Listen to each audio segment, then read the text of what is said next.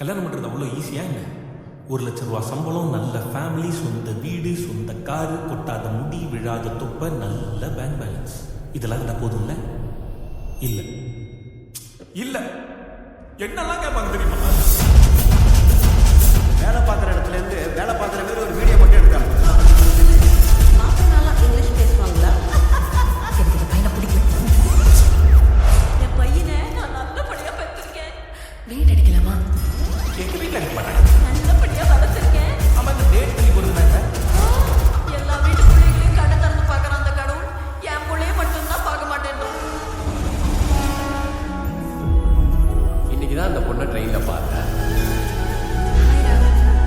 பார்த்ததும் அவள் தான் லைஃப்னு வந்து என்கிட்ட சொல்கிறேன்.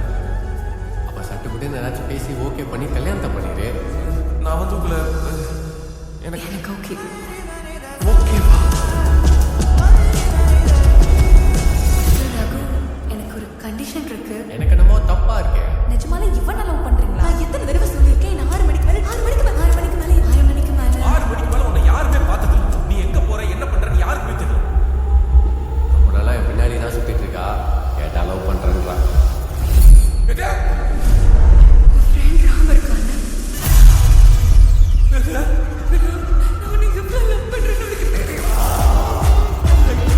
என்னை ஏமாத்திட்டாங்க, ஒரு பொண்ணு என்னை ஏமாத்திட்டாங்க டாக்டர். அவன் இல்லைன்னா அவ்வளோ பிடிக்குமா?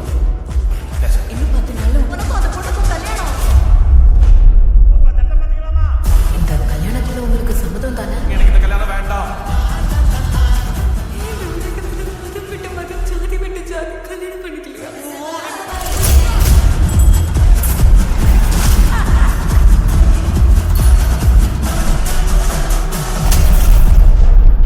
எனக்கு பிடிச்ச ஃப்ரெண்டும் நீதான், எனக்கு பிடிச்ச பாய் ஃப்ரெண்டும் நீதான்.